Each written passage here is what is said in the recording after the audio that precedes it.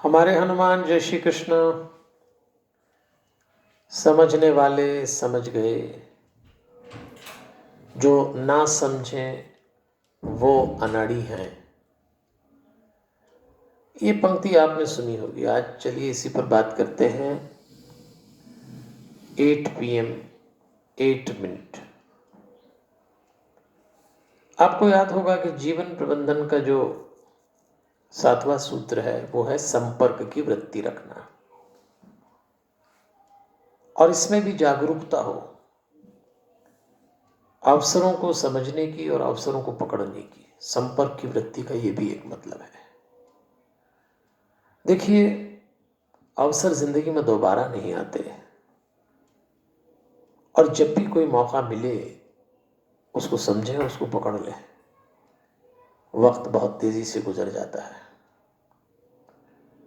काम करने की एक मैच्योर स्टाइल, परिपक्व विधि ऐसी भी होती है कि हम प्रयास तो वर्तमान में कर रहे होते हैं,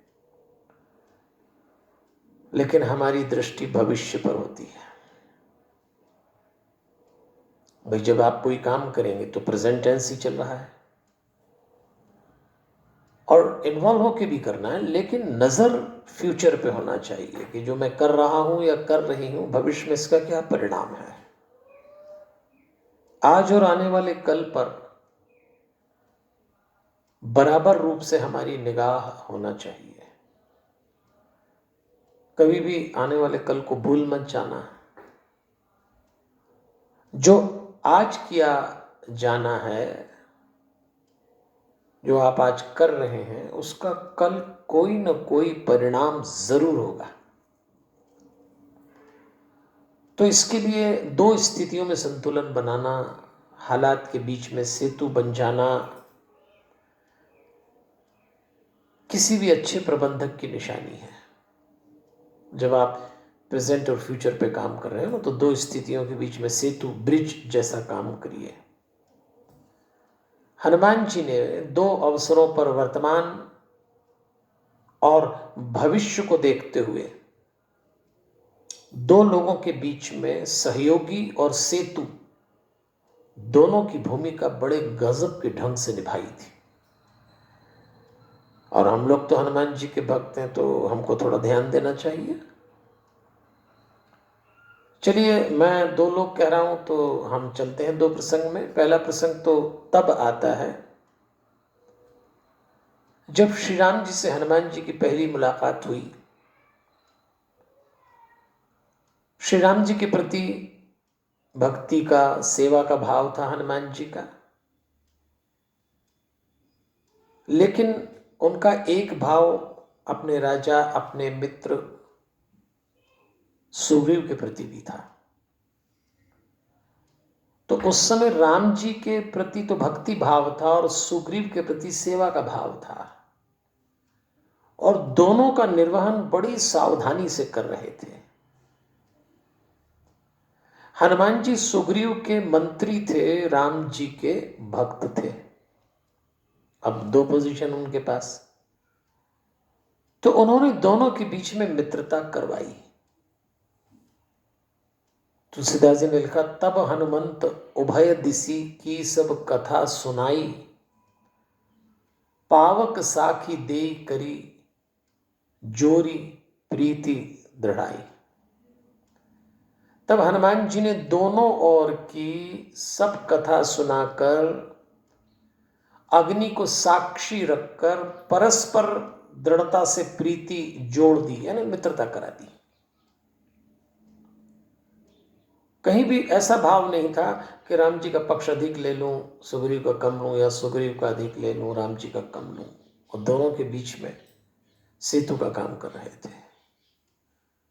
श्री राम ने बाली के आतंक से सुग्रीव को मुक्त कर दिया,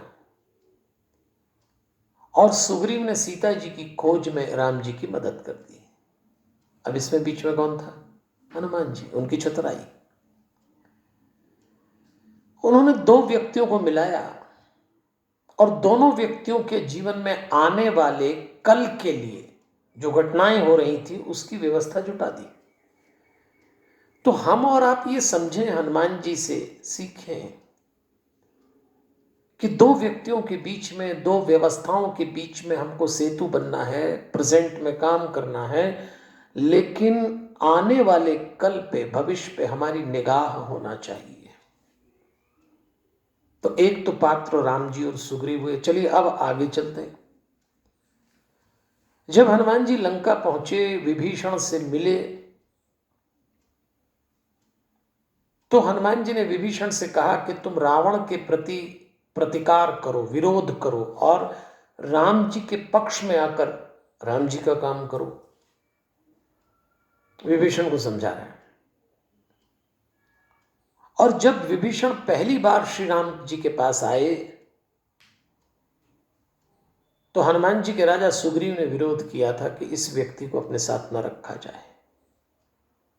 राम जी ने विभीषण को शरण दे दी उस विरोध के बाद भी। तो हनुमान जी मन ही मन बहुत प्रसन्न हुए थे, क्योंकि वो तो स्वयं विभीषण को न्योता दे के आए थे कि भाई आ जाओ राम जी के पास, सब ठीक हो जाएगा। तो विभीषण और श्री राम दोनों को आपस में मिलाकर हनुमान जी ने फिर एक बार दोनों की मदद की।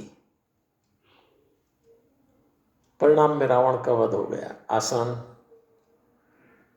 विभीषण ने राम जी को सूचना भी दी, सलाह भी दी। तो हनुमान जी की ये जो विशेषता है, ये हम लोगों के लिए बहुत बड़ी शिक्षा है। जिनको दो व्यक्तियों को, दो स्थितियों को जोड़कर किसी काम को, किसी प्रोजेक्ट को, किसी अभियान को सफल बनाना है और आने वाले कल के लिए जमीन तैयार करना है।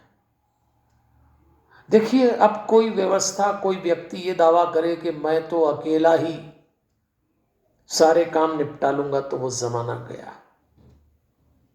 ये एक दूसरे के सहयोग से आगे बढ़ने का वक्त है।